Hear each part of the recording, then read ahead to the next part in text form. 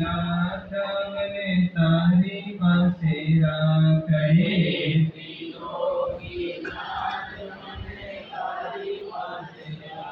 હે ત્રિલોકીનાથ મને તારી પાસે રાખે.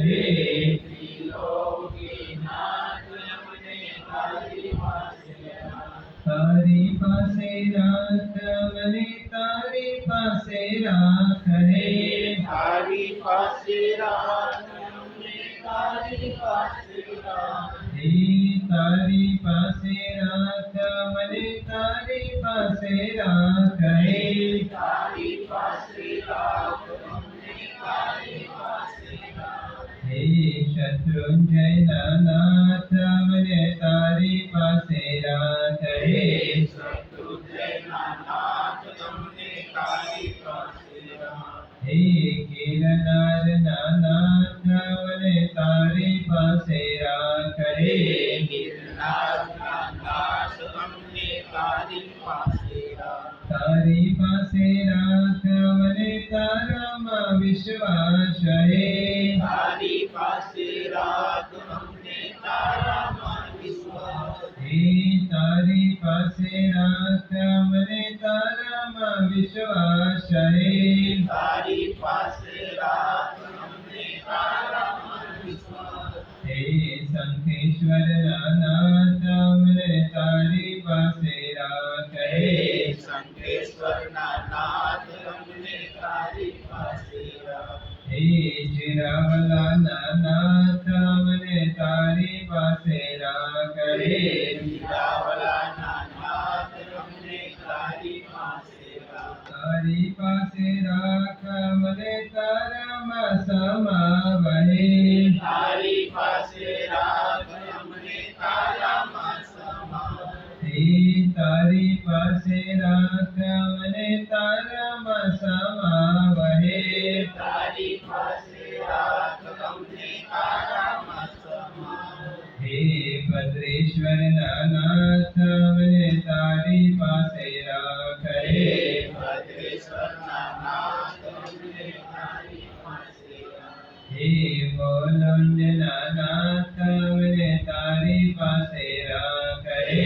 મુરુડના નાથ તમને તારી પાસે રાખ. તણશુદ્ધિ સમકિત તણી રે પિયબલી મન શુદ્ધિ રે. શ્રીજીને જીન મત વિના જૂઠ સકલ એ બુદ્ધિ રે. અદુકારી તરણહાર ભક્ત હૃદય સમ્રાટ જગતપાલેશ્વર એવા પરમાત્માને નમસ્કાર કરીએ, જેમને આ ધર્મદેવની સ્થાપના કરી. યોગ સામ્રાજ્યનો પ્રવેશ દ્વાર જો કોઈ હોય તો સમ્યક દર્શન છે. સર્વ ધર્મ અનુષ્ઠાનોની અંદર ચૈતન્ય પ્રાણ પૂરનાર જો અતિન્દ્રિય બીજ પ્રવાહ જો કોઈ હોય તો આ સમ્યક દર્શન છે. નિર્વાણ યાત્રાનો પ્રસ્થાન બિંદુ જો કોઈ હોય તો આ સમ્યક દર્શન છે. અરિહંતના ભવોની ગણતરી કરાવનાર જો કોઈ હોય તો સમ્યક દર્શન છે. અર્ધ ભૂતલ પરાવર્ત કાળની અંદર મોક્ષ નિશ્ચિત કરી આપનાર જો કોઈ હોય તો આ સમ્યક દર્શન છે. મોક્ષનો રજિસ્ટર કરનાર જો કોઈ હોય તો આ સમ્યક દર્શન છે. આ સમ્યક દર્શન મારા જીવનની અંદર પ્રગટ થયો છે કે નથી થયો, એને જોવાના અલગ અલગ પદ્ધતિઓ, એને જોવાના અલગ અલગ અભિગમો શાસ્ત્રોની અંદર બતાડવામાં આવેલા છે. અને એક જગ્યા ઉપર લખેલું છે કે તમારા જીવનની અંદર સમ્યક દર્શન છે કે નહીં એની ખાતરી કરવી હોય તો એની ખાતરી એ છે કે તમારી પાસે જો સત્બુદ્ધિ હોય તો તમે સમ્યક દર્શનની નજીકમાં છો. સમ્યક દર્શન તમને થયેલો છે, પણ સૌથી પહેલી ખાતરી બતાડી છે કે તમારી પાસે સદ્બુદ્ધિ હોવી જોઈએ. હવે સદ્બુદ્ધિ મારામાં છે કે નહીં તો એની ખબર કેવી રીતે પડે? જે સમ્યક દર્શન સદ્બુદ્ધિથી ખબર પડતી હોય છે એ સદ્બુદ્ધિ મારા આત્માની અંદર છે કે નહીં, હૃદયમાં સદ્બુદ્ધિનો પ્રવેશ થયો છે કે નહીં એ ખબર કેવી રીતે પડે? એના 4 લક્ષણો બતાડ્યા છે. જો આ 4 લક્ષણો તમને તમારા જીવનની અંદર જોવા માટે મળે તો સમજી રાખજો કે તમારી પાસે સદ્બુદ્ધિ છે. અને સદ્બુદ્ધિ હશે તો સમ્યક તમારાથી દૂર રહી શકવાનો નથી. એ 4 લક્ષણો. સૌથી પહેલો લક્ષણ બતાડ્યું છે સ્વીકાર ભાવ. શું બતાડ્યો છે? સ્વીકાર ભાવ. જો આ સંસારની અંદર જીવન જીવતા દરેક જીવાત્મા અનેક પ્રકારની તકલીફો, અનેક પ્રકારની વિડંબનાઓ, અનેક પ્રકારના કષ્ટોમાંથી પસાર થતો હોય છે. સ્વીકાર ભાવનો અર્થ શું સમજવો?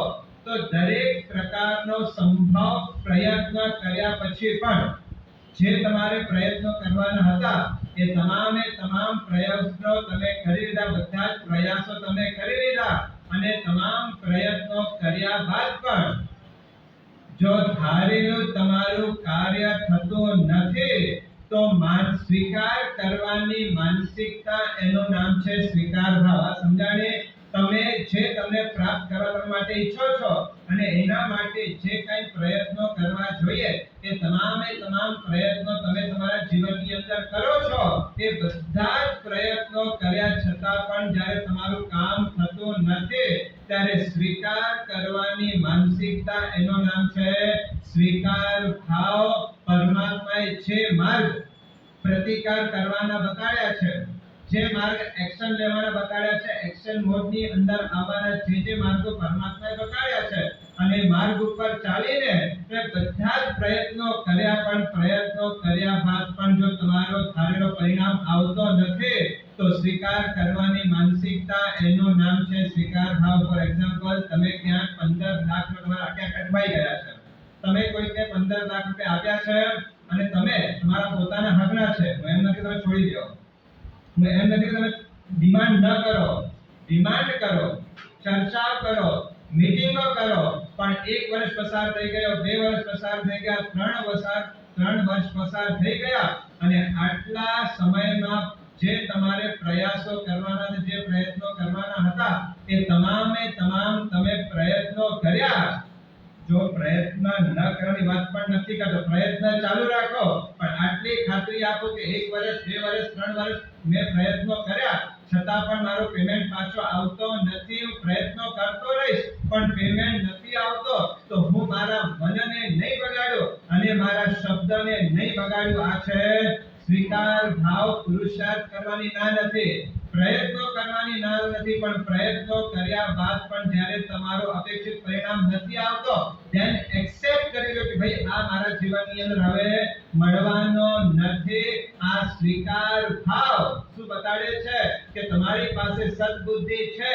એ સદબુદ્ધિનો ડિક્લેરેશન કરનાર જો કોઈ તત્વ હોય તો તે સ્વીકાર ભાવને બતાડવામાં આવેલો 4 લક્ષણમાંનો પહેલો લક્ષણ છે સ્વીકાર ભાવ. તમે બધા જ ટ્રાય, બધી જ એફર્ટ્સ કરી છે છતાં પણ તમારો અપેક્ષિત નતીજો નથી આવતો તો હવે મારી પાસે એક જ વિકલ્પ છે કે મારે એનો સ્વીકાર કરી લેવો જોઈએ. ઇંગ્લિશમાં એક સેન્ટેન્સ છે, you do what you can. શું લખ્યું છે? You do what you can, then God will do what you cannot. ત્યાં લખેલું છે તમારે જે કરવાનું છે કરી લો, અને કર્યા પછી પણ જો મળતો નથી તો ગોડ ઉપર છોડી દો. જો ભાગ્યમાં હશે તો મળશે અને પુણ્ય નહીં હોય તો નહીં. તો વિચારજો, ભગવાન મહાવીર સ્વામી 175 દિવસ સુધી ગોચરીમાં જતા. કેટલા દિવસે? રોજ ઉપવાસના પચકા નહોતા લીધા, રોજ ગોચરી વાટે નીકળે. 175 દિવસ, 180 દિવસ સંતમનો જ્યારે ઉપસર્ગ થયો ત્યારે પરમાત્માને કેટલા ગોચરી નહોતી મળી?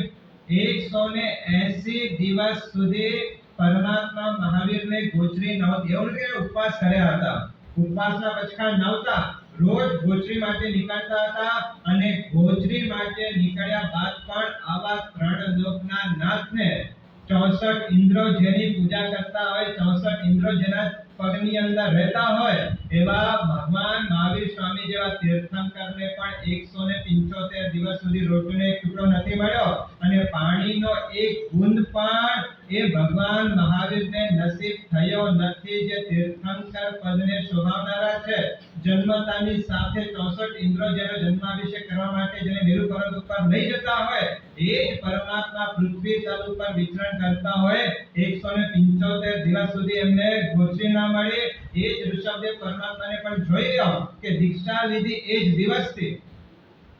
એમ તો નહોતું કે ગોચરી નહોતા જતા, ગોચરી જતા ને ગોચરી જાય ગોચરીની ગવેષણા કરે, પણ છતાં પણ એવો કોઈ અંતરાય કર્મ ઉદયમાં હતો કે 400 દિવસ સુધી એ ઋષભદેવ પરમાત્મા અવસર્પિણી કાળના પ્રથમ તીર્થંકર પુણ્ય સમ્રાટ જેને કહી શકાય કે જેમની પાઠ પરંપરાની અંદર ભરત મહારાજા પછી અસંખ્યાતા આત્માઓ રાજા બન્યા અને જેના શાસનની અંદર અસંખ્યાતા રાજાઓ મોક્ષની અંદર ચાલ્યા ગયા, એવા જ ઋષભદેવ પરમાત્મા પોતે જ્યારે ગોચરી માટે નીકળતા 400 દિવસ સુધી એ ભગવાન ઋષભદેવને પણ ગોચરીનો એક રોટલીનો ટુકડો પણ નથી મળ્યો. આચાર્ય સૂત્રમાં લખેલું છે કે આ તીર્થંકર પરમાત્મા જે ભાવથી ગોચરી વરવા માટે જતા હતા, ગોચરી વખતે એમના જે પરિણામ હતા એ ગોચરી ગવેષણા કર્યા બાદ પણ જ્યારે ગોચરી નહોતી મળતી તો જે ભાવમાં ગોચરી જતા હતા એ જ ભાવની અંદર પાછા આવતાનો અર્થ શું થયો કે ગોચરી નહોતી મળતી ત્યારે મનને એમને બગાડવા માટે નતો આપ્યો. સમ્યક દર્શન જો પ્રાપ્ત કરવો હોય તેના માટે પહેલી પ્રાયોરિટી છે સદબુદ્ધિ પ્રાપ્ત કરવી પડશે અને સદબુદ્ધિનો પહેલું લક્ષણ શું બતાવ્યું છે? સ્વીકાર ભાવ. એ ભગવાન મહાવીરે પણ સ્વીકારી લેજો, ઋષભદેવ પરમાત્માએ પણ સ્વીકાર્યું કે મારા જીવનમાં કોઈ કર્મ ઉદયમાં આવ્યા છે જેના કારણે મને ગોચરી મળી શકતી નથી, તો નહોતો મળતી ગોચરી મનને નથી બગાડ્યો, મનને સાચવી લીધો છે. સમ્યક જેટલા પણ પુરુષાર્થ તમે કરી શકતા હો છો એ તમામે તમામ પુરુષાર્થ કર્યા બાદ પણ જો ધારેલો પરિણામ નથી મળતો તો હવે મારી પાસે એક જ વિકલ્પ છે કે મારે સ્વીકાર ભાવની અંદર આવી જવાનું છે. આ સ્વીકાર ભાવ શું કરશે? સ્વીકાર ભાવ તમારી સમાધિને ટકાવી શકશે.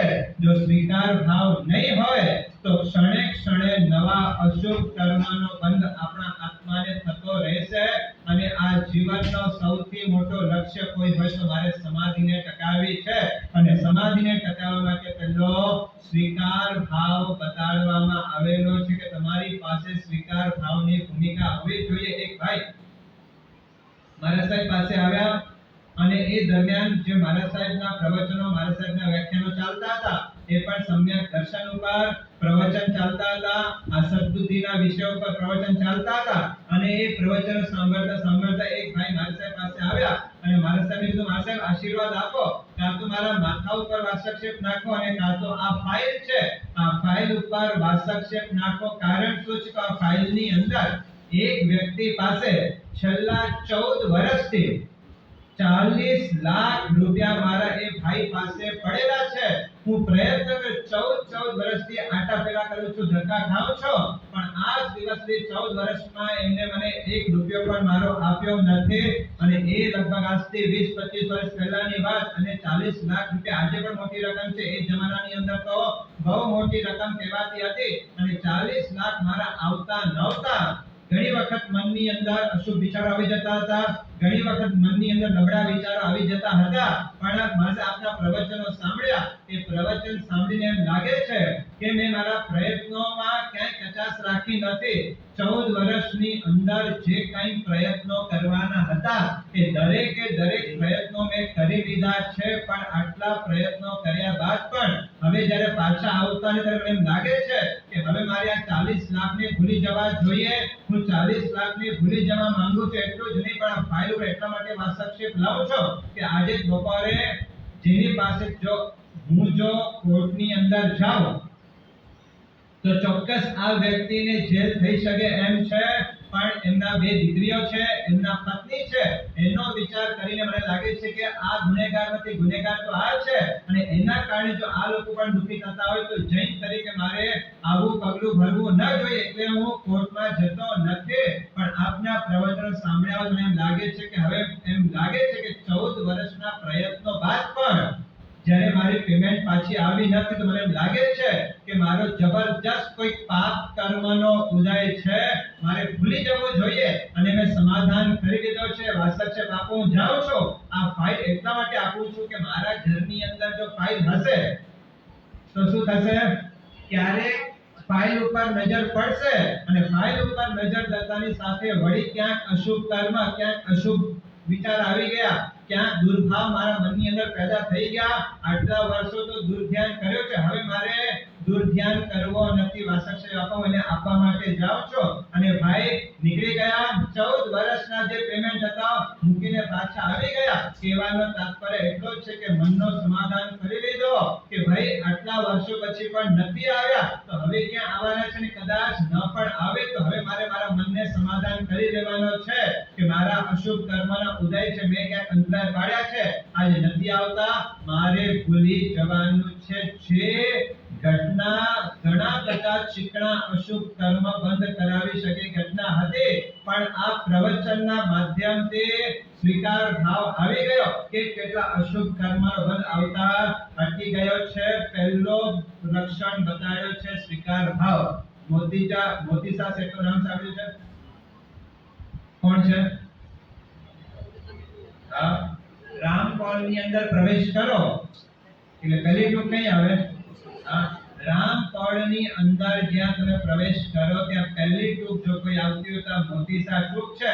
અને રામપોળ પર નામ શા માટે રાખ્યું ખબર છે કોઈને?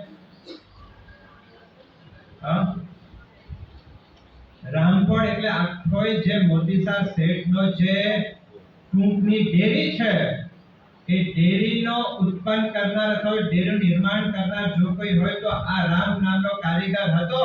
અને મોતિયા શેઠને વિચાર થયો કે આટલી ઊંડી ખાઈ ભરીને જે આત્માએ આવો જબરજસ્ત જિનારે બનાવ્યો છે એનો નામ અમર રહેવું જોઈએ, એટલે એને રામપોળ તરીકે એક દરબાર, એક મોટો દરબાર ઊભો કરેલો છે.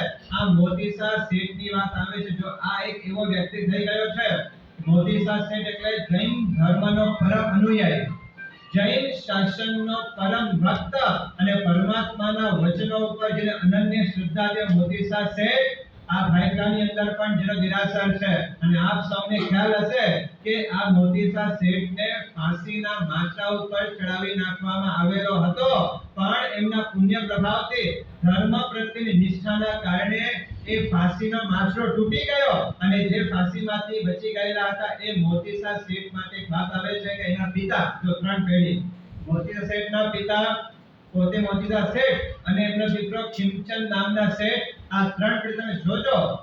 મોતીસા શેઠના જે પિતા હતા ને એ મોતીસા શેઠના પિતાએ પણ દેવાળો ફૂંક્યો હતો. એ જમાનાની અંદર મોતીસા શેઠના પિતાએ પણ ક્યાંક વેપારની અંદર નુકસાની કરી અને દેવાળો ફૂંક્યો હતો.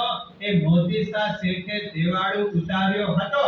અને એ જ મોતીસા શેઠના પુત્ર હતા ખીમચંદ શેઠ. એ ખીમચંદ શેઠને મોતીસા શેઠે કીધું કે ભાઈ જો આ 4-5 એવા વ્યક્તિઓ છે કે જેની પાસે તારે ક્યારે પણ સલાહ લેવી નહીં. આ સલાહ કોને આપી? મોતીસા કોને આપી?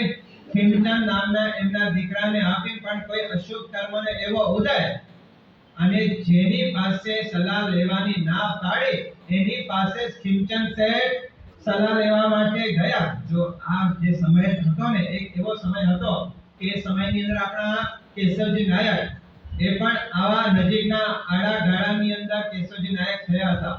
આ અચલ કચ્છનો ગૌરવ જેને કહી શકાય, જેને સર નાઇટની પદવી બ્રિટિશરોએ જેને આપેલી હતી, એવા આ સર નાઇટ કેશવજી નાયક પણ આ સમય દરમિયાન થયેલા મહાન વ્યક્તિત્વ અને અચલ કચ્છ માટે જેને તન મન ધન જીવન સમય બધાનો જેને બલિદાન આપ્યો તેવા કેશવજી નાયક શેઠ માટે વાત આવે છે કે વ્યક્તિઓ સાધર્મિક પ્રત્યે કેટલા સદભાવ હૃદયની અંદર હોય એ કેશવજી નાયકના જીવનની અંદર જોવા માટે મળે છે. એમ નિયમ હતો કે જેને સરનાઈટની પદવી મળેલી હોય ને એ જે રસ્તા ઉપરથી પસાર થતા હોય એ રસ્તા ઉપર જો કોઈને ફાંસી આપવામાં આવતી હોય અને સરનાઈટ ત્યાંથી પસાર થાય તો એની ફાંસી અટકી જાય એટલો ઊંચો ઓઢો આ સરનાઈટનો હતો. ને કેશવજી નાયકને ખબર પડે કે મારો એક નિર્દોષ સાધર્મિક, નિર્દોષની ખબર નહીં પણ એને આજે ફાંસી ઉપર લટકાવવામાં આવવાનો છે, હવે બચવાનો કોઈ વિકલ્પ નથી, આટલો મોટો પરિવાર છે, રખડી પડશે.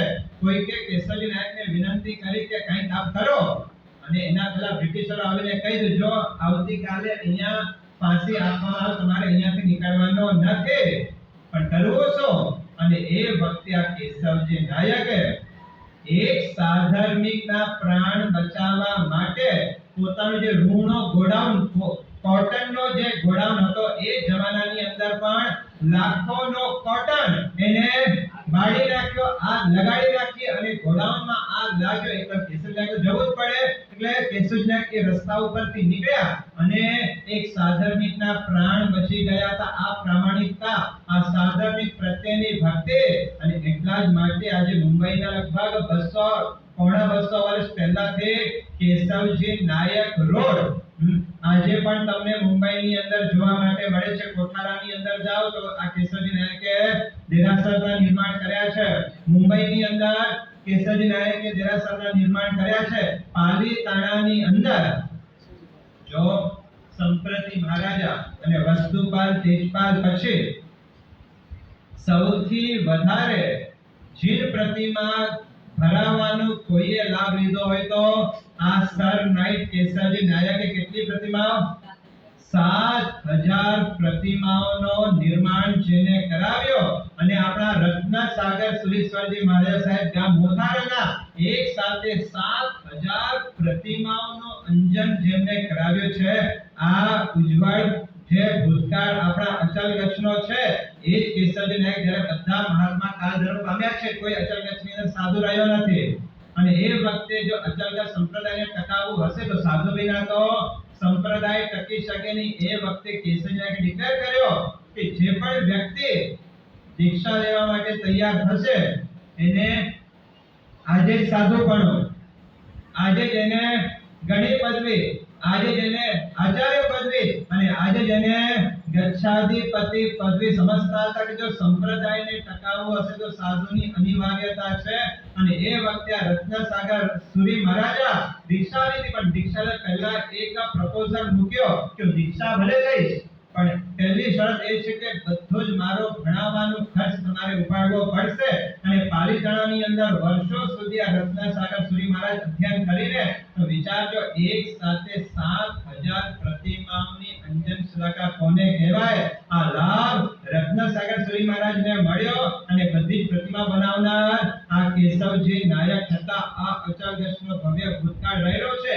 એ જ દરમિયાન આ મોતીલા શેઠની પણ વાત આવે છે કે ખીમચંદ શેઠ જો જ્યારે મોતીલા શેઠના ટૂંકનો જ્યારે પ્રતિષ્ઠા થઈ ને ત્યારે મોતીલા શેઠ પોતે હાજર ન હતા. જે મુહૂર્ત કાઢવામાં આવ્યો હતો મહારાજ સાહેબ પાસે વારંવાર મોતી શેઠ જઈ રહ્યા છે અને મુહૂર્તની માંગણી કરી એટલે મુહૂર્ત આપો અને એક શ્રેષ્ઠ મુહૂર્ત આવતો હતો પણ મહારાજ સાહેબ કહી શકતા નહોતો કેવી રીતે મોતી શેઠને કહું કે આ શ્રેષ્ઠ મુહૂર્ત છે, આ મુહૂર્તમાં જો પ્રતિષ્ઠા કરશો એની યશ કીર્તિ ખૂબ વધશે. પણ મોતી શેઠ પોતે માલિક વધશે નહીં અને 5-6 વખત ધક્કા ખાધા. છેલ્લે મોતી શેઠ એટલું સાહેબ બહુ શું વાત છે આપ કેમ કહેતા હતા એટલું જ કે આ શ્રેષ્ઠ મુહૂર્ત છે પણ આ મુહૂર્તમાં જો પ્રતિષ્ઠા થશે તો તમે જીવંત નહીં રહો, તમારા આસ્તે પ્રતિષ્ઠા નહીં થાય. અને એ વખતે મોતી શેઠ કીધું જો મારા જૈન શાસનનો એનાથી કંઈક હિત થતો હોય તો મારા પ્રાણની કોઈ વેલ્યુ નથી. એ જ મુહૂર્તમાં પ્રતિષ્ઠા કરવી છે. મુહૂર્ત નીકળ્યો અને મોતીસા શેઠ કાલધર્મ પામ્યા છે. હવે તમે જોજો આ મોતીસા શેઠની ટૂંકી પ્રતિષ્ઠા થઈ ને ત્યારે પાલીતાણાની બજારો બંધ હતી. પાલીતાણાના બધા દુકાનો બંધ. એ તો બધું બરાબર છે પણ જ્યાં સુધી પ્રતિષ્ઠા મહોત્સવ ચાલ્યો ત્યાં સુધી સ્મશાન પણ બંધ રહ્યું. વાત સમજાય છે? આ મોતીસા શેઠના હૃદયના ભાવ સ્મશાન બંધ રહ્યું એટલે કોઈનો મૃત્યુ ન થયો. આ મોતીસા શેઠના ચિરંજીવ એવા ખીમચંદ શેઠ પોતાના જીવનની અંદર મોતીસા શેઠના પિતાએ પણ દેવો લીધો હતો. એનો દેવો ઉતાર્યો મોતીસા શેઠે અને મોતીસા શેઠના દીકરા ખીમચંદ શેઠ એને પણ જેની પાસે સલાહ ના પાડી લેવાની એની પાસે સલાહ લીધી અને ખીમચંદ શેઠ ઉઠી ગયા. મોટો લેણો થઈ ગયો છે 400 જેટલા લેણદાર. કેટલા સમજી શકો છો? આવા પુણ્ય આત્માઓને પણ કર્મ છોડતા નથી. 400 જેટલા વ્યક્તિઓનો લેણો ખીમચંદ શેઠ ઉપર થઈ ગયેલો છે અને કોર્ટની અંદર કેસ ચાલ્યા. કોર્ટની અંદર ખીમચંદ શેઠ હાજર થયા. 400 લેણદારો કોર્ટની અંદર બેઠા હતા અને ખીમચંદ શેઠ કચઘરામાં આવે છે અને આવીને પોતાની પાસે જે સંપત્તિ હતી કે મારી પાસે આટલી જમીન છે, મારી પાસે આટલી પ્રોપર્ટી છે, મારી પાસે આટલા ઘરેણા છે, મારી પાસે આટલા વાસણો છે, હું બધું લખી આપું છું, મને કોઈ જોઈતો નથી. જેના જે પૈસા નીકળતા હોય એ બધાના પૈસા આપવા માટે હું તૈયાર છું. અને જે સંપત્તિ પોતાની છે બધી સંપત્તિ ખીમચંદ શેઠે ડિક્લેર કરેલી છે. જજ સાહેબ પૂછે છે હજી કઈ બાકી છે? ત્યારે ખીમચંદ સાહેબ એટલું કીધું કે જ્યાં સુધી મારી સ્મૃતિમાં છે, મને યાદ આવે ત્યાં સુધી બધી જ સંપત્તિ મેં ડિક્લેર કરી નાખી છે, હવે મારી પાસે કાંઈ રહેતું નથી. અને પોતાના સંપત્તિ ડિક્લેર કર્યા બાદ જ્યાં ખીમચંદ સાહેબ નીચે ઉતરે છે, ત્યાં આકસ્મિક એક ઘટના બને છે કે એ ખીમચંદ શેઠને અચાનક કાનમાં ઈચિંગ આવે છે. ઈચિંગ એટલે ખંજવાળ આવે છે, અને જ્યાં ઈચિંગ કરવા માટે જાય છે ત્યાં કાનની અંદર રહેલા બે સોનાની વાડી, એ બે સોનાની વાડી યાદ આવે છે. પોતે નીચે ઉતરી ગયા છે, પણ આ ખાનદાની બતાડે છે. એ ખીમચંદ શેઠ વળી પાછા કટઘરામાં જાય છે, અને કટઘરામાં જઈને જજ સાહેબને કહે કે સાહેબ માફ કરજો, મેં મારી તમામ સંપત્તિ મેં ડિક્લેર કરી નાખી છે, પણ ભૂલથી રહી ગઈ. આ બે સોનાની વાડી મારી પાસે છે, એ પણ હું આપવા માટે તૈયાર છું. અને જ્યાં આ વાત કરી ત્યાં 400 લેણદાર જે કોર્ટની અંદર હાજર હતા, એ ચોધાર આંસુ રડે છે કે ખીમચંદ શેઠ પાસેથી અમારે પૈસા લેવાના છે, આવો પ્રામાણિક વ્યક્તિના પૈસા મારે જોઈતા નથી. અને કોર્ટની અંદર ડિક્લેર કરવામાં આવ્યો કે ખીમચંદ શેઠનો 1 રૂપિયો અમારે જોઈતો નથી. પાપ કર્મનો ઉદય આવે તો દુઃખ આવે, તો એના કારણે શું ખાનદાની ગીરી મૂકી દેવાની હોય? આ ખીમચંદ શેઠે પ્રામાણિકતા મૂકી નહીં. પાપનો ઉદય ધર્માત્માને પણ આવી શકતો હોય છે, પણ પાપનો ઉદય આવ્યા બાદ ધર્માત્મા પાપનો બંધ ન કરે. આજે જીવનની અંદર સ્વીકાર ભાવની જ્યારે વાત આવે છે, જ્યારે જીવનની અંદર ક્યાંક આપણા ઘરની અંદર પ્રોબ્લેમ્સ ચાલતા હોય, ક્યાંક રોગ આવે, ક્યાંક બિઝનેસમાં ડાઉનફોલ આવે, ક્યાંક પારિવારિક સંબંધો બગડે, અને એ વખતે જ્યારે આપણા નબળી પરિસ્થિતિ ચાલતી હોય, એ વખતે જો પરમાત્માના વચનો આપણી પાસે નહીં હોય તો કઈ અશુભ કર્મના બંધ આપણે કરી દેશું. પરમાત્માના એક એક વચનો આપણા આત્માના હિતને કરનારા છે. આ વાતને હૃદયની અંદર કંડારી રાખજો. પરમાત્માના એક એક વચનો, પરમાત્માના એક એક સિદ્ધાંતો એકાંતે આત્માનો કલ્યાણ કરનારા છે. ઘણી વખત વ્યક્તિને આ વચન ઉપર વિશ્વાસ બેસતો ના હોય.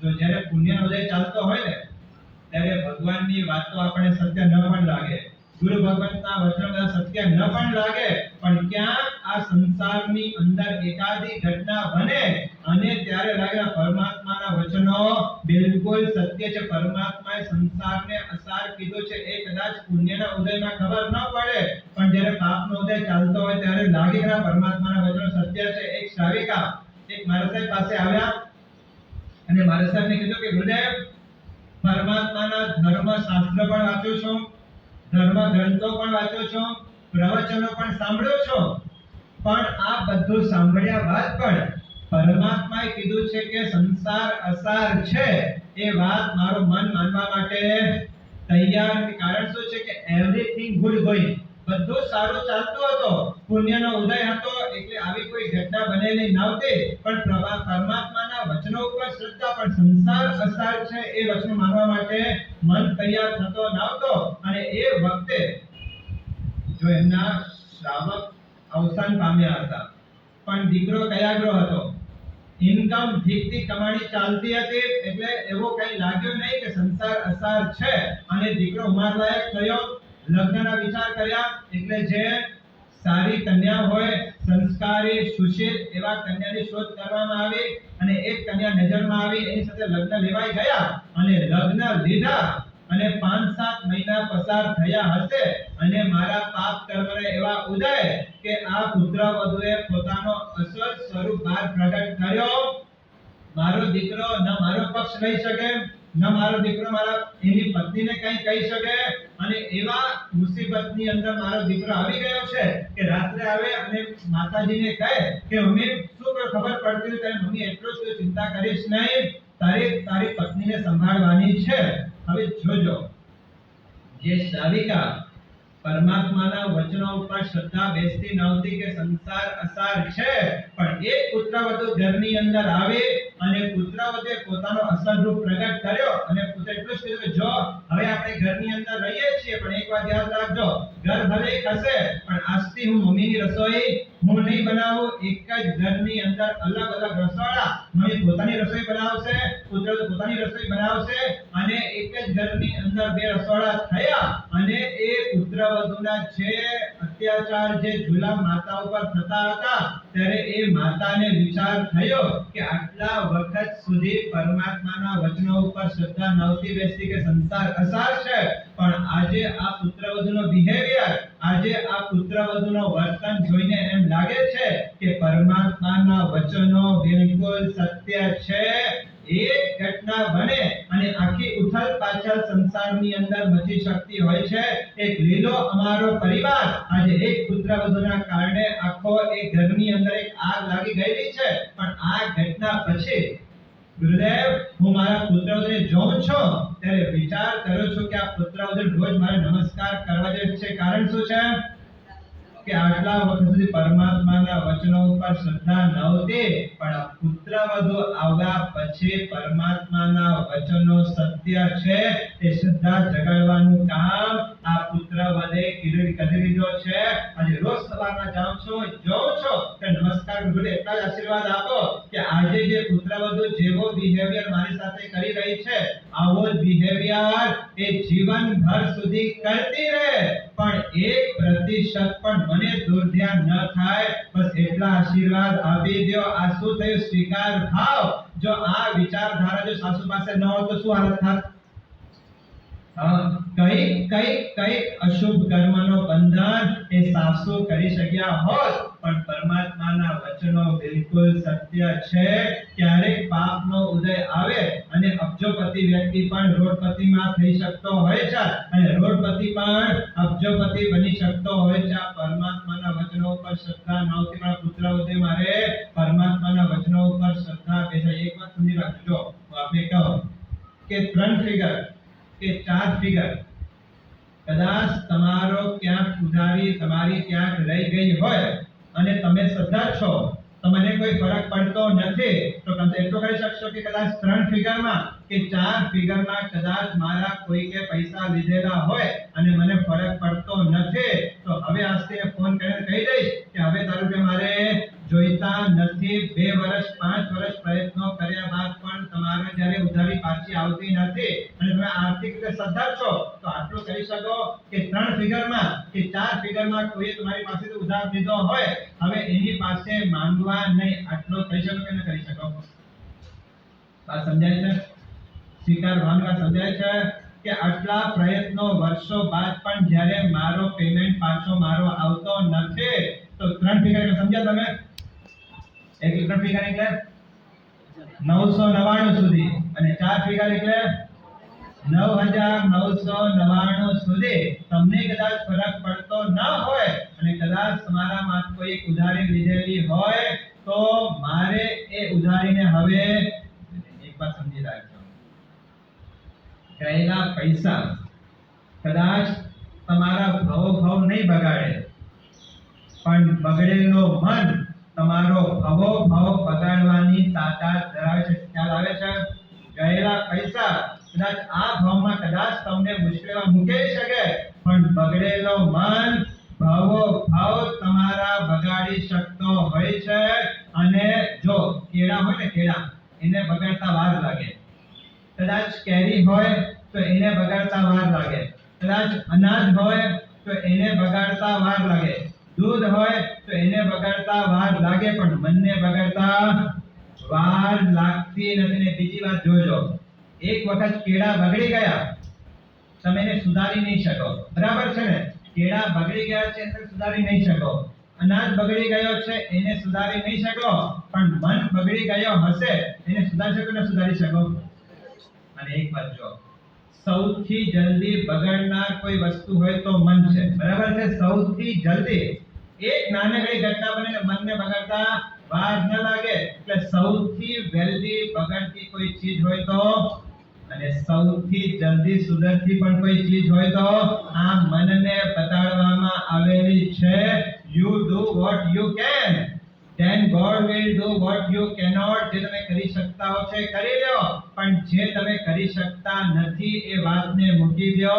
આ સમ્યક દર્શનને પ્રાપ્ત કરવાની સદબુદ્ધિ અને સદવૃદ્ધિને પ્રાપ્ત કરવાનું પહેલું લક્ષણ બતાડ્યું છે સ્વીકાર. હોય કેટલાને ઉઠી ગયા છે?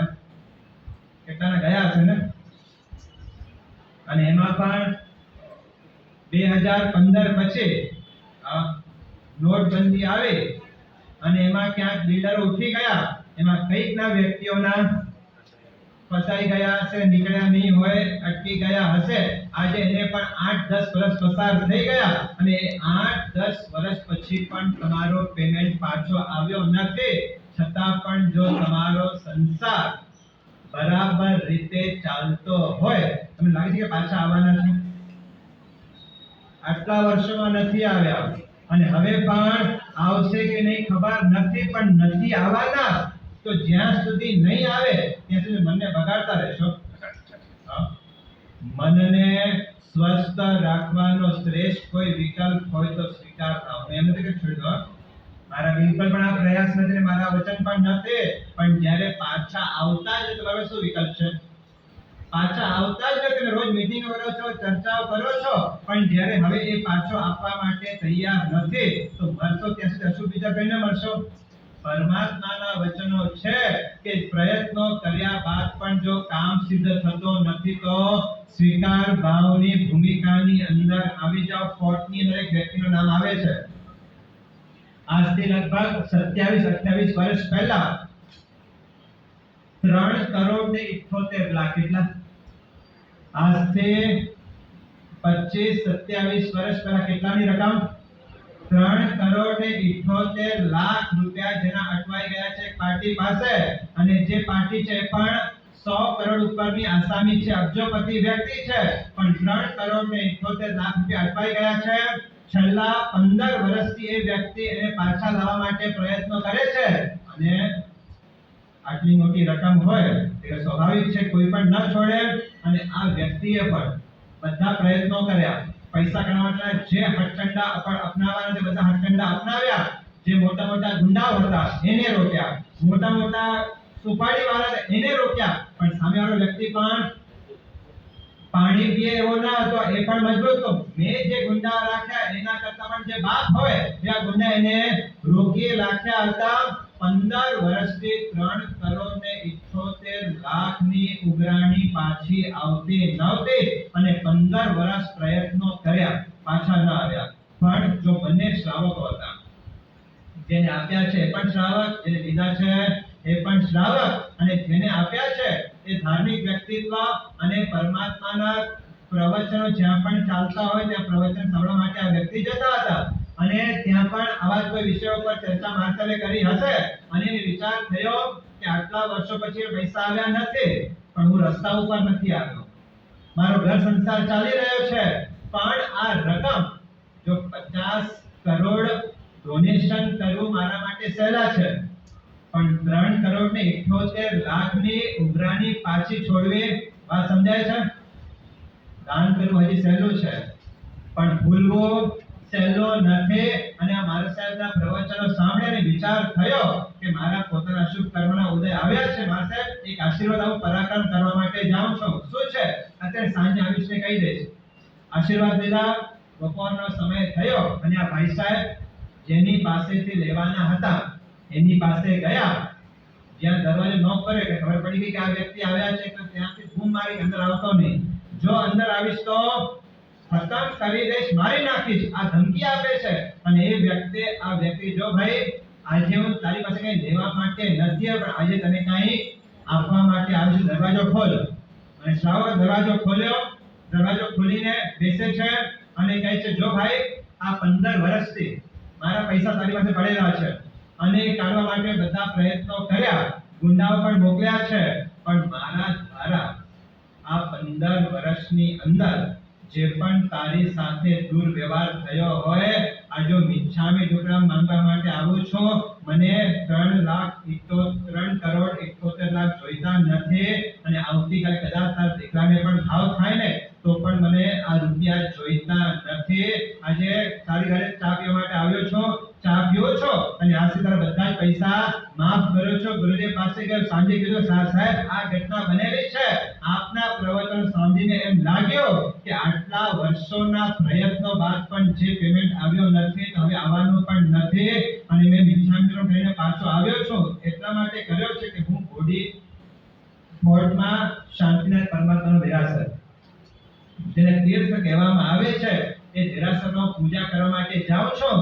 પણ ત્યાં પૂજા કરવા માટે જાઓ અને એ જ વખતે આ શ્રાવક પણ પૂજા કરવા માટે આવે ત્યારે પરમાત્માના દરબારમાં વિચાર આવે કે એવું કંઈ કરી નાખો કે અહીંયા જરાસરમાં એનો ખૂન અને હત્યા કરી નાખું, આ વિચાર મને આવતા હતા. અને જે પરમાત્માની ભક્તિ મારા આત્માને તારે એ જ પરમાત્માના જિનાલયમાં આવા આર્ત ધ્યાન અને રૌદ્ર ધ્યાનના વિચારો મને આવતા હતા.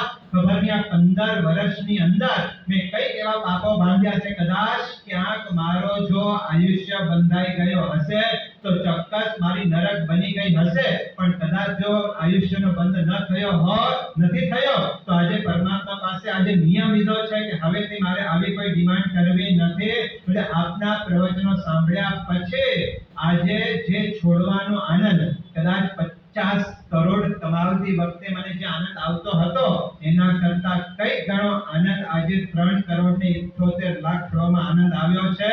આજે હલકો થઈ ગયો છો, જાણે મોટો જંગ જીતીને આવ્યો છો. આવી ખુશી ગુરુદેવ આપના ઉપકાર ક્યારે પણ નહીં ભૂલું. આ શું છે? સ્વીકાર ભાવની તાકાત. આટલી મોટી રકમ છોડી દેવાની તાકાત કોઈ આપી શકે એમ સિવાય પરમાત્માના વચનો. આ સમ્યક દર્શનને નિર્માણ કરતો પહેલો લક્ષણ બતાડ્યો છે કે સ્વીકાર ભાવ તમારા ઘરની અંદર, તમારા દુકાનની અંદર, સમાજની અંદર જે પ્રવૃત્તિ તમે કરી રહ્યા છો એ પ્રવૃત્તિમાં જ્યારે પણ તમે સફળ થતા નથી, તમારા વચનો સાચા હોય છતાં પણ તમારા ઘરના જ વ્યક્તિઓ એ વચનો માનવા માટે તૈયાર થતા ન હોય. તમારા વહુ હોય, તમારા પત્ની હોય, તમારા માતા હોય, તમારા દીકરા હોય, જે કોઈ પણ હોય, જ્યારે પણ કોઈ આવી ઘટના બને ત્યારે આ સ્વીકાર ભાવના માનસિકતાને તૈયાર કરી નાખજો કે આ સંસારમાં આવું પણ બની શકે છે. પણ એવા સંસારમાં મારે સ્વસ્થ અને મસ્ત રહેવું તો પરમાત્માના વચનો છે કે મારે સ્વીકાર ભાવમાં આવવું જોઈએ. આ પહેલો લક્ષણ સ્વીકાર ભાવનો છે. હજી બીજા લક્ષણો કયા છે કે આપણે પ્રવચનની અંદર લેતા જશો. અત્યારે સમ્યક્ત્વ 67 બોલની અંદર આપણા 3 અધિકાર પૂરા થાય. ચોથો અધિકાર છે 3 પ્રકારની શુદ્ધિ બતાડી છે. 3 શુદ્ધિ મન તણી રે, તિહ પહેલી મન શુદ્ધિ રે, શ્રી જીનને જીન મત વિના, જૂઠ સકળ એ બુદ્ધિ રે. જેમ પરમાત્માના વચનો છે આ પહેલી શુદ્ધિ. આ 3 પ્રકારની શુદ્ધિ મન, વચન અને કાયાની શુદ્ધિ સમ્યક્ત્વને નિર્મલ કરવાનું કામ કરે છે. જે પહેલા પ્રકારની શુદ્ધિ કઈ છે? મન શુદ્ધિ બતાડી છે. મન શુદ્ધિ એટલે શું? તો અહીંયા વ્યાખ્યા આપી છે. 3 શુદ્ધિ મન તણી રે, તિહ પહેલી મન શુદ્ધિ રે, શ્રી જીનને જીન મત વિના, જૂઠ સકળ એ બુદ્ધિ રે. મન શુદ્ધિ કોને કહેવાય? તો વ્યાખ્યા આપી છે. જીનેશ્વર દેવ અને જીન મત સિવાય સર્વ લોક મારા માટે અસાર છે એવું માનવું એ મન શુદ્ધિ બતાડવામાં આવેલી છે. પરમાત્મા અને પરમાત્માના વચનો એ જ મારા આત્માનું કલ્યાણ કરનારી છે. આવી પક્ષપાત વાળી નિર્મલ બુદ્ધિ એનું નામ છે મન શુદ્ધિ. જો મારા આત્માનું કલ્યાણ કોઈ કરી શકશે તો પરમાત્મા અને પરમાત્માના વચનો, પરમાત્માનો પ્રરૂપેલો જે ધર્મ છે એના સિવાય કોઈ પણ વસ્તુ મારા આત્માનું કલ્યાણ કરી શકે નહીં. એનું નામ છે મન શુદ્ધિ. પરમાત્મા પોતે અને પરમાત્માએ સ્થાપિત કરેલો આ શાસન એ જ મારા આત્માનો હિત કરશે. આવી દ્રઢતા પૂર્વકની માન્યતા એનું નામ છે મન શુદ્ધિ.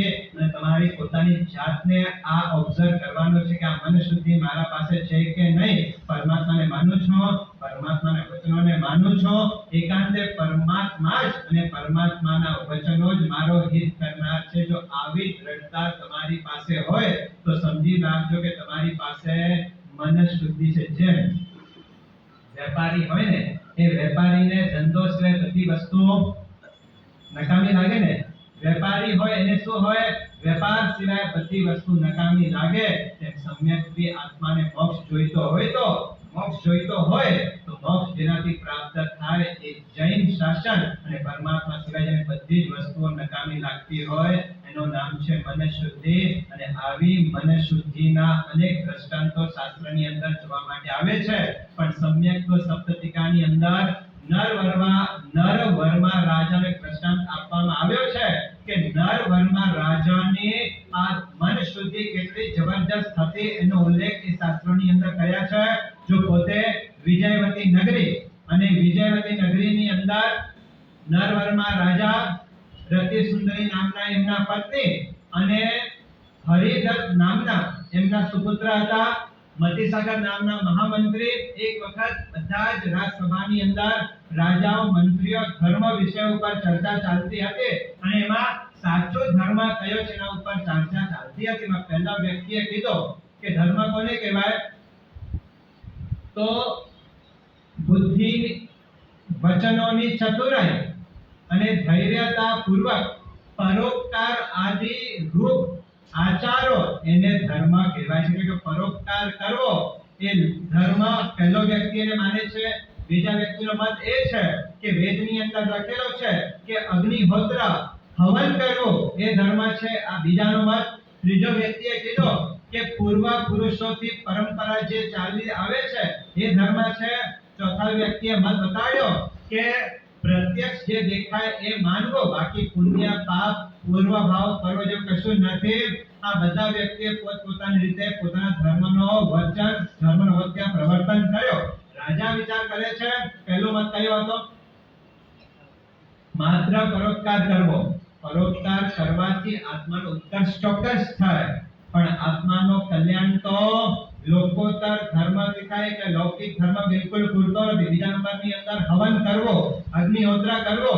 જો હવનની અંદર કેટલી હિંસાઓ પડેલી છે માટે એ પણ ધર્મ નથી. ત્રીજા પ્રકારની અંદર પૂર્વ પુરુષોથી ચાલતી પરંપરા, જો એ જ ધર્મ હોય તો પૂર્વ પુરુષો કોઈ અજ્ઞાનજન્ય કોઈ પ્રવૃત્તિ કરતા હોય તો એ પ્રવૃત્તિ કરવી એ ધર્મ નથી પણ અધર્મ છે. અને ચોથા પ્રકાર શું બતાવ્યું કે પુણ્ય પાપ જેવું કશું નથી. તો કોઈ રાજા છે, કોઈ રંગ છે, આ બધું કેમ થાય છે?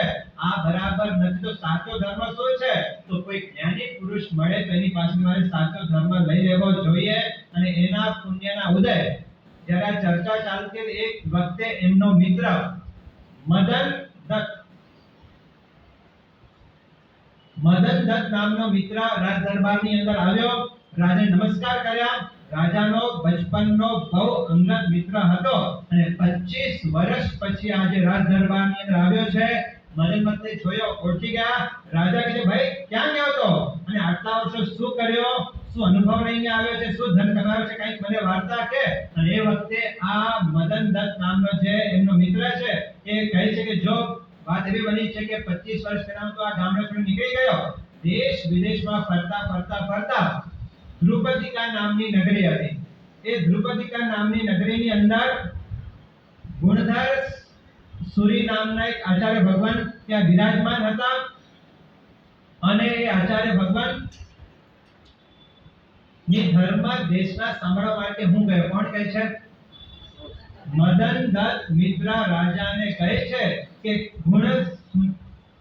ગુણધર સુરીશ્વરજી મહારાજ સાહેબ પાસે હું વ્યાખ્યાન સાંભળવા માટે ગયો અને ત્યાં એક ઘટના બની. ઘટના એવી બની કે જે ધર્મ પરિષદાનો દેશના સાંભળતો હતો એ ધર્મ પરિષદાની અંદર એક દેવ અને દેવી એ પણ પ્રવચન સાંભળવા માટે આવ્યા અને એમાં દેવના ગળાની અંદર એક હાર હતો અને એ દેવ વારંવાર મને જોતો હતો.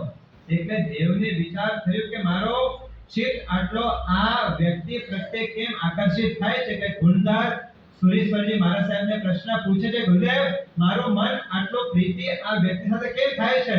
અને એ વ્યક્તિ આ ગુણધર સુરેશ્વરજી મહારાજ સાહેબે ત્યાં એનો પૂરો ભાવ કહે કે જો આ પ્રમાણે વિજય નામના રાજા હતા.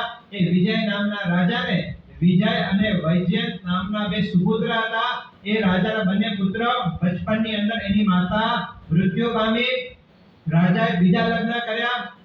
સમય પસાર કરતા કરતા આ બંને બાળકો મોટા થયા, યુવા અવસ્થાને પામ્યા. એટલે રાજા શું કરે? યુવા અવસ્થા આવે એટલે એક વ્યક્તિને યુવરાજ પદવી ઉપર એની સ્થાપના કરે કે જે મોટો દીકરો વિજય છે એને યુવરાજ પદવી ઉપર અભિષેક કરવાના વિચાર રાજાને આવ્યા. માતાને શું વિચાર આવ્યો? હા, માતા અપર માતા હતા. પોતાના દીકરાઓ નહોતા. પોતાના દીકરા વળી બીજા હતા. કે માતાને વિચાર થયો કે અત્યારે જો યુવરાજ પદ ઉપર વિજયને સ્થાપિત કરવામાં આવશે તો જીવન પર્યંત મારો દીકરો ગુલામીમાં રહેશે એના કરતા એવું કોઈ કાર્ય કર્યું કે જેના કારણે મારો દીકરો યુવરાજ બને. એને શું કર્યું માતાએ કે આ વિજય વૈજયંત ઉદ્યાનની અંદર ક્યાંક ફરવા માટે નીકળ્યા છે અને એ વખતે આ રાણીએ વિષ મિશ્રિત એવા લાડવાઓ તૈયાર કરાવ્યા અને લાડવાઓ તૈયાર કરાવીને એ દીકરાઓને ભોજન કરવા માટે દાસને મોકલ્યા, જાઓ અને એને ભોજન કરાવી આવો. આ રાજાનો આ દાસ ગયો ભોજન કરવા માટે અને આ પણ સરસ સ્વભાવી દીકરાઓ ભોજનમાં મોદક લીધા અને જેવા મોદક ખાધા એટલે ઝેર શરીરની અંદર પ્રવેશ કરી ગયો. જેવો ઝેર ગયો એટલે બંને વ્યક્તિઓ મૂર્છિત થઈ ગયા. હવે જો ઘટના એવી બની છે કે એ જ નગરી કૌશાંબી નામની નગરીની અંદર એક આચાર્ય ભગવાન ત્યાં સાધના કરતા હતા. માસક શમણના પારણે માસક શમણ કરનાર એક આચાર્ય ભગવાન એમના દર્શન કરવા માટે ઇન્દ્ર મહારાજા આવે છે. જો ઇન્દ્ર બધાની પાસે તો ન જ આવે, કોઈ એવા યોગ્ય વ્યક્તિ હોય એના દર્શન કરવા માટે ઇન્દ્ર મહારાજા આવે છે અને દર્શન કરવા માટે જ્યાં આવ્યા ત્યાં આ બંને જે રાજાના દીકરાઓ હતા એને મૂર્છિતપણાની અંદર જોયા એટલે વિચાર થયો કે આ કોઈ યોગ્ય વ્યક્તિ લાગે છે. દૈવિક પ્રભાવથી એને ઊભા કર્યા અને ઊભા કરીને કહે છે, જો ભાઈ અત્યારે જો અહીંયા આચાર્ય ભગવાન ન હોત તો અહીંયા દર્શન કરવા માટે ન આવ્યો હોત અને હું દર્શન કરવા માટે ન આવ્યો હોત તો તમારા બંનેનો મૃત્યુ પાકો હતો, પણ તમે બચ્યા છો એની પાછળનું કારણ આ ઉદ્ધારી ગુરુ ભગવાન છે. ગુરુ ભગવાન પાસે આવે છે, વંદન કરે છે, નમસ્કાર કરે છે, દેશનાઓ સાંભળે છે અને દેશનાની અંદર જે હાર પહેરેલો હતો એ હારની કથા શું હતી અને જે બંને બાળકો હતા એ બંને બાળકો આગળ કઈ રીતે એના જીવનમાં પરિવર્તન આવે છે એ બધી વાતો આપણે આવતીકાલના પ્રવચનની અંદર કરશો. પણ આ મન શુદ્ધિનો વ્યાખ્યા સમજી રાખજો. જીનેશ્વર દેવ અને જીન મત સિવાય જેને બધું નકામું લાગે મારા પરમાત્મા અને પરમાત્માનું શાસન એ જ મારા આત્માનો કલ્યાણ કરનાર છે. આવી મજબૂત ભાવના એનું નામ છે મનશુદ્ધિ. આવી મનશુદ્ધિને આપણે પણ આપણા જીવનની અંદર ઉતારીએ કે મારે પણ જો મારા આત્માનો કલ્યાણ કરવો હશે તો દિનેશ્વર પરમાત્મા સિવાય કોઈ મારો કલ્યાણ કરી શકવાનો નથી અને પરમાત્માના શાસન વિના મારી મુક્તિ નથી. આવી દ્રઢ શ્રદ્ધાને આપણે મજબૂત કરીને આપણા મન શુદ્ધિને ખૂબ વિકસિત કરીએ એ જ મંગલ શુભકામના.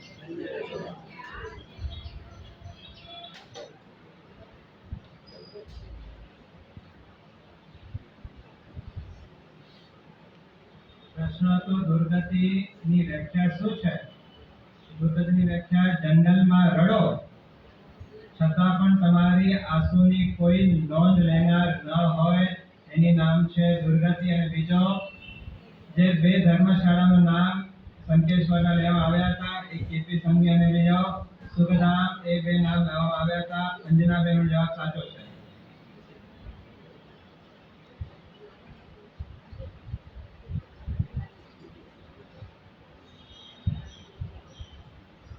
વર્ષા નાગરા એનો જવાબ પણ સાચો છે. આજનો પ્રશ્ન સ્વીકાર ભાવનો અર્થ શું થાય? સ્વીકાર ભાવનો અર્થ શું થાય? આ પહેલો પ્રશ્ન. અને બીજા નંબરની અંદર જે ફોર્ટની અંદર જે શ્રાવકનો લેણો હતો એ લેણો કેટલો હતો? શ્રાવકનો ફોર્ટના વ્યક્તિનો લેણો કેટલો હતો? આવી શકે